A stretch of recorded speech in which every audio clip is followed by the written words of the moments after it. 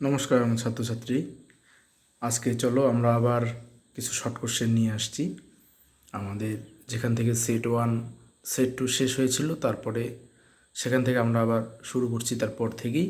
দেখো আজকের প্রথম প্রশ্ন, যে ভারতের অর্কিড রাজ্য, এখানটায় অপশন দেওয়া আছে মেঘালয়, আসাম, অরুণাচল প্রদেশ আর মিজোরাম। আমাদের এখানটায় অ্যান্সার হবে কোনটা? আমাদের এখানে অ্যান্সার হবে অরুণাচল প্রদেশ। কোনটা হবে আমাদের অ্যান্সার? আমাদের অ্যান্সার হবে অরুণাচল প্রদেশ। জাস্ট তোমাদেরকে একটু দেখাচ্ছি, একটু দেখে নাও। অরুণাচল প্রদেশ হবে আমাদের অ্যান্সার। এই যে অরুণাচল প্রদেশ, এই অরুণাচল প্রদেশ হলো আমাদের অ্যান্সার। এখানটা কতগুলো তোমরা শর্ট কোশ্চেন জেনে রাখতে পারো, যেরকম মেঘালয়ের রাজধানী তোমরা জানো শিলং, আসামের রাজধানী দিসপুর, অরুণাচল প্রদেশের রাজধানী ইটানগর, মিজোরাম আইজল। তো তোমরা রাজধানীগুলো শিখে রাখবে। নেক্সট দেখো, আপেল রাজ্য। আপেলের রাজ্য কোনটাকে বলে? হিমাচল প্রদেশ, জম্মু কাশ্মীর, পাঞ্জাব, উত্তরাখণ্ড। আমরা জানি হিমাচল প্রদেশ। হিমাচল প্রদেশকে বলা হয় কি? আপেলের রাজ্য। এখানে প্রচুর আপেল উৎপাদন হয় হিমাচল প্রদেশ। এর রাজধানী হলো সিমলা, জম্মু কাশ্মীর রাজধানী শ্রীনগর, পাঞ্জাব চণ্ডীগড়, উত্তরাখণ্ড দেরাদুন। আচ্ছা,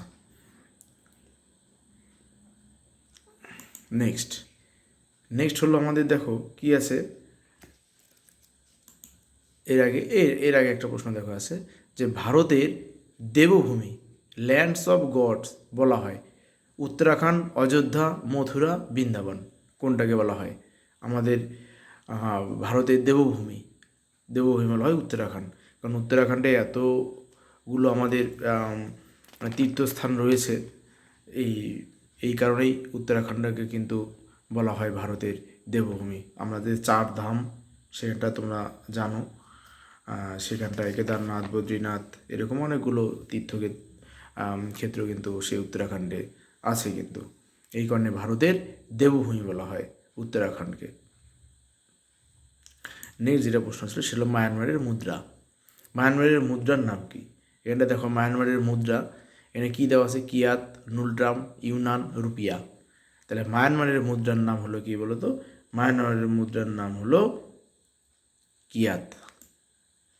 এখানে কয়েকটা বিষয় তোমরা একটু জানবে, যে মায়ানমার যে দেশটি আছে না, এই যে মায়ানমার, এখানটা তোমাদেরকে আমি একটা ম্যাপে দেখাচ্ছি। যে দেখো মায়ানমার, এই যে এটা মায়ানমার, এই যে সাদা অংশটা ভারতের একদম কোন দিকে? ভারতের পূর্ব দিকে। এই যে মায়ানমারের আগে পূর্ব নাম ছিল বার্মা, ব্রহ্মদেশ বলতো, বার্মা কিন্তু। আর এই জায়গায় তোমরা জানো যে সেগুন কাঠ এখানটার বিখ্যাত কিন্তু। আর এখানটার এই দেশের প্রধান ফসল কিন্তু হলো ধান, এই মায়ানমারের। তো তোমরা কিন্তু এই জিনিসগুলো মনে রাখবে। আর মায়ানমারের কিন্তু প্রধান ধর্ম, এখানটার যে ধর্ম মায়ানমারের প্রধান ধর্ম কিন্তু বৌদ্ধ ধর্ম। তোমরা জানো এখানটা প্রচুর যে প্যাগোডা, তোমরা এর আগে কোশ্চেনে হয়তো পেয়েছিলে যে প্যাগোডার দেশ, সেটা কিন্তু মায়ানমার। তো মায়ানমারের কিন্তু অনেকগুলো তথ্য তোমরা কিন্তু এগুলো সব যেগুলো বললাম তোমরা জেনে রাখবে। আচ্ছা, নেক্সট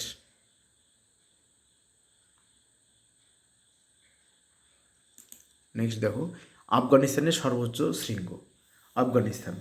আফগানিস্তানের সর্বোচ্চ শৃঙ্গের নাম কি? এখানটা কী কী আছে দেখো, পেড্রো তালাগালা, নোশাক, তিরিচিমির আর ভিলিংলি। আফগানিস্তানের যে তোমার সর্বোচ্চ শৃঙ্গ, সেটা কিন্তু হলো কি নোশাক। আফগানিস্তান কোন দিকে অবস্থিত? আফগানিস্তান কিন্তু একদম ভারতের এই যে পাকিস্তানের পরে, এখানটায় ঠিক দেখা যাচ্ছে না, পাকিস্তানের উপরে এইদিকে একদম ভারতের পশ্চিম দিকে কিন্তু এই আফগানিস্তান। এবার আফগানিস্তানেরও কয়েকটা গুরুত্বপূর্ণ জিনিস তোমরা একটু জানবে, যে এটা কিন্তু এই দেশের সঙ্গে কিন্তু ভারতের যে সীমানা, সবথেকে কিন্তু ছোট সীমানা। আফগানিস্তানের সঙ্গে ভারতের সীমানা কিন্তু খুব ছোট। তোমরা এর আগেও যখন প্রতিবেশী দেশগুলো তোমরা কিছু দেখেছো, আরও কিছু পাবে যখন আমরা আরও পড়াশোনা করব, আরও কিছু শর্ট কোশ্চেন তোমরা পাবে কিন্তু এর মধ্যে। আর তাহলে এখানটায় যেটা তোমাদেরকে বললাম, যে আফগানিস্তানের এখানটায় সর্বোচ্চ শৃঙ্গ কি? নোশাক। আচ্ছা, শ্রীলঙ্কা। এবার শ্রীলঙ্কা আসলো, শ্রীলঙ্কার সর্বোচ্চ শৃঙ্গ, শ্রীলঙ্কার সর্বোচ্চ শৃঙ্গের নাম কি? পেড্রো তালাগালা। এটা হলো শ্রীলঙ্কার সর্বোচ্চ শৃঙ্গ। শ্রীলঙ্কার সর্বোচ্চ শৃঙ্গের নাম হলো পেড্রো তালাগালা।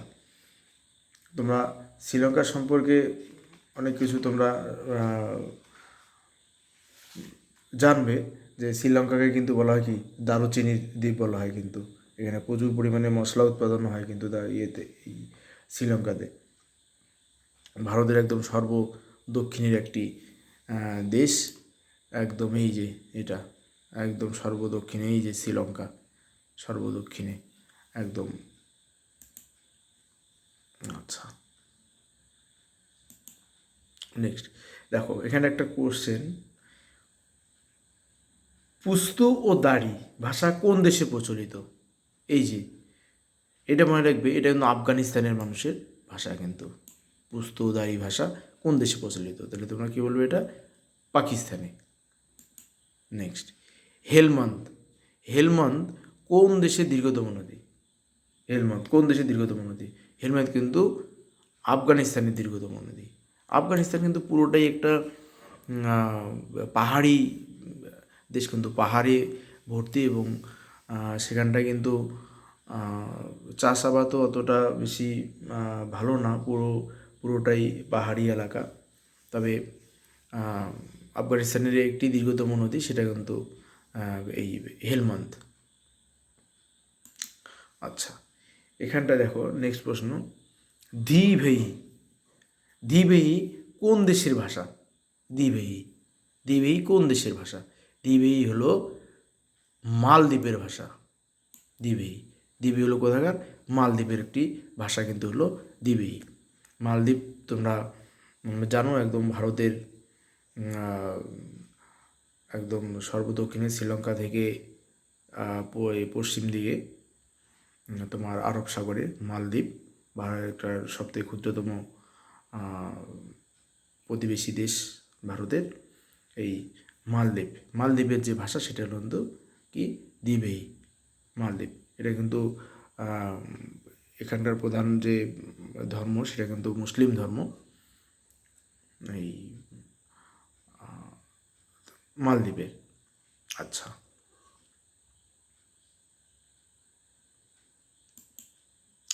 চীনের বৃহত্তম শহর? চীন ভারতের উত্তরে সবথেকে একটি বড় দেশ চীন। চীনের বৃহত্তম শহর, চীনের বৃহত্তম শহর কোনটা? চীনের বৃহত্তম শহর হলো সাংহাই, চীনের বৃহত্তম শহর। আচ্ছা, চীনের দীর্ঘতম নদী? চীনের দীর্ঘতম নদী হলো কি? ইয়াংশেকিয়াং। ইয়াংশেকিয়াং, ইয়াংশেকিয়াং নদী। একে স্বর্ণরেণু নদীও কিন্তু বলা হয়। চীনের দীর্ঘতম এই ইয়াংশেকিয়াং নদী অববাহিকায় কিন্তু প্রচুর চাষাবাদ হয় চীনের। চীন কিন্তু কৃষিজ ফসল উৎপাদনে পৃথিবীর মধ্যে একটি উন্নত দেশ। প্রচুর পরিমাণে কিন্তু এখানটায় ধান, অন্যান্য ফসলও কিন্তু উৎপাদন হয়। আচ্ছা, প্রাচ্যের ডান্ডি বলে, প্রাচ্যের ডান্ডি কাকে বলে? প্রাচ্যের ডান্ডি বলা হয় কিন্তু এখানে ঢাকা, নারায়ণগঞ্জ, খুলনা, রাজশাহী, মানে সবগুলো অপশনই কিন্তু হলো বাংলাদেশের। এই প্রাচ্যের ডান্ডি বলা হয় কিন্তু নারায়ণগঞ্জ। নারায়ণগঞ্জকে বলা হয় প্রাচ্যের ডান্ডি বলে। আচ্ছা, নেক্সট, পশুনাথ মন্দির কোন দেশে অবস্থিত? পশুনাথ মন্দির, পশুনাথ মন্দির অবস্থিত নেপালে। নেপাল সম্পর্কে তোমরা অনেক কিছু জানবে। নেপাল কিন্তু প্রচুর, এখানে প্রধান যে ধর্মের মানুষ এখানে হিন্দু ধর্মের মানুষ প্রচুর। আর নেপালে কিন্তু প্রচুর মন্দিরও রয়েছে নেপালে। আর নেপালে কিন্তু পৃথিবীর সর্বোচ্চ শৃঙ্গ যেটা মাউন্ট এভারেস্ট, সেটা কিন্তু নেপালেই কিন্তু অবস্থিত। সেটা কি? Mount Everest. আর সেখানটায় নেপালে কিন্তু মাউন্ট এভারেস্টকে বলা হয় সাগরমাতা, সাগরমাতা বলে কিন্তু সেখানটায় ডাকা হয় কিন্তু এই মাউন্ট এভারেস্টকে। এটা কিন্তু হিমালয়ের রানী।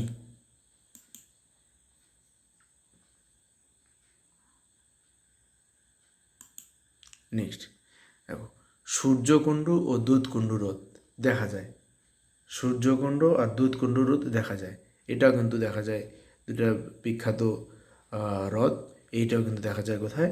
সেই নেপালে। সূর্যকুণ্ড দুধকুণ্ড হ্রদ কিন্তু নেপালে দেখা যায়। আচ্ছা, এইবার কতগুলো প্রশ্ন আমরা প্রতিবেশী দেশ সম্পর্কে জানলাম, তবু এইবার দেখে নাও যে ভারতের কতগুলো প্রতিবেশী দেশ আছে। ভারতের প্রতিবেশী দেশের সংখ্যা, ভারতে মোট প্রতিবেশী দেশের সংখ্যা 9টি। ভারতের প্রতিবেশী দেশের সংখ্যা হলো কটি? 9টি। তোমরা ভারতের ম্যাপে দেখতেই পারো যে এখানটা একটা চীন, নেপাল, ভুটান, মায়ানমার, শ্রীলঙ্কা, এখানটা আছে কি মালদ্বীপ, পাকিস্তান, এই পাশে আফগানিস্তান, আর এই যে বাংলাদেশ। এই ভারতের কিন্তু এই 9টা হলো প্রতিবেশী দেশ। ভারতের প্রতিবেশী দেশ তাহলে কটা? ভারতের প্রতিবেশী দেশ কিন্তু 9টি। একদম নাম সহ তোমরা জেনে রাখবে, এবং প্রত্যেকটা প্রতিবেশী দেশ সম্বন্ধে অনেক তথ্য কিন্তু জেনে রাখবে বিভিন্ন কাজে লাগে। আমি কিছুক্ষণ আগেই বললাম যে ভারতের ক্ষুদ্রতম প্রতিবেশী দেশ কোনটা? সেটা হলো মালদ্বীপ। মালদ্বীপ হলো ভারতের ক্ষুদ্রতম প্রতিবেশী দেশ। নেক্সট, দারুচিনি দ্বীপ বলে কাকে? কিছুক্ষণ আগে বলা হলো দারুচিনি দ্বীপ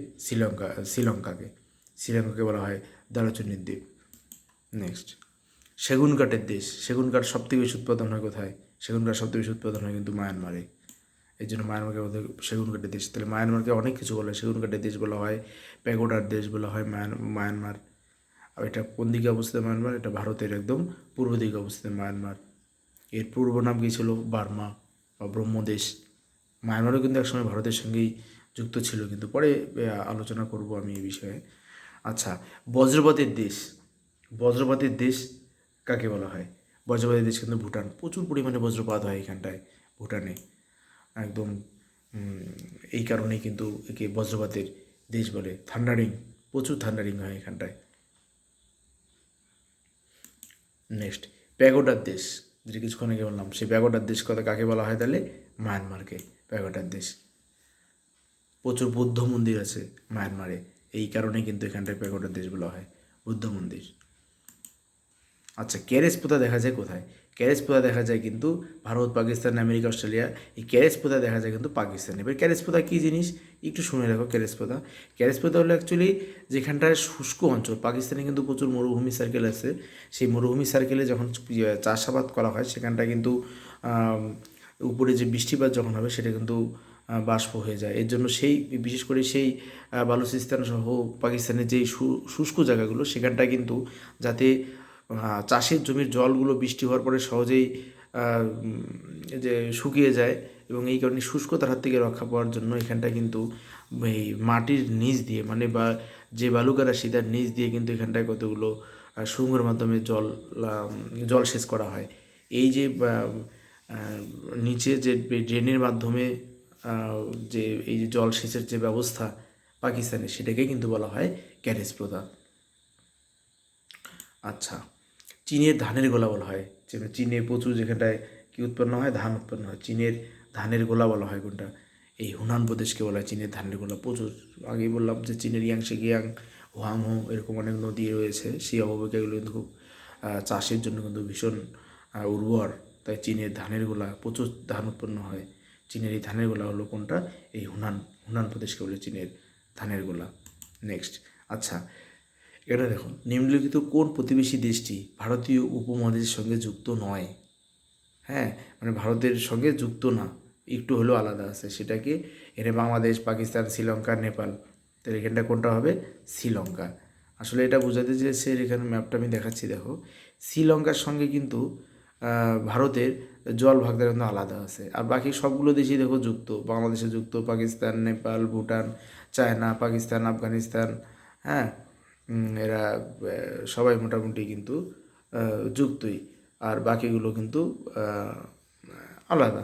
যেহেতু এখানটা অপশন নেই, মালদ্বীপও কিন্তু এরকম আলাদা। কিন্তু এখানে যে কটা অপশন রয়েছে, বাংলাদেশ, পাকিস্তান, শ্রীলঙ্কা, নেপাল, এখানে তো এই শ্রীলঙ্কায় কিন্তু উপমহাদেশ থেকে একটু আলাদাভাবে অবস্থান করেছে। নেক্সট, নেপালের সর্বোচ্চ শৃঙ্গ। এবার নেপালের সর্বোচ্চ শৃঙ্গ কিছুক্ষণ আগে বলা হলো মাউন্ট এভারেস্ট। আর নেপালে এই মাউন্ট এভারেস্টকে কী বলা হয়? ওরা সাগরমাতা বলে। এই মাউন্ট এভারেস্টকে। এই নেপাল হিমালয়ের রানী নামে কিন্তু পরিচিত। ভারত পৃথিবীর সর্বোচ্চ শৃঙ্গ মাউন্ট এভারেস্ট এখানেই অবস্থিত। আচ্ছা, নেক্সট, নেপালের দীর্ঘতম নদীর নাম কি? নেপালের দীর্ঘতম নদীর নাম হলো কি? এখানে কালীগণ্ড, ইরাবতী, মহাবলী, গঙ্গা, সিন্ধু। তাহলে কোনটা নেপালের দীর্ঘতম নদী? নেপালের দীর্ঘতম নদী কিন্তু হলো কি? কালীগণ্ড। এটা হলো নেপালের দীর্ঘতম নদী। নেক্সট, নেপালের রাজধানী সবাই আমরা জানি, ছিল কাঠমান্ডু। তাহলে আজকে এই কয়েকটাই থাক। নেক্সট আবার আমাদের অন্য প্রশ্ন নিয়ে আমরা আবার আসবো, আমরা আবার জানবো। ধন্যবাদ।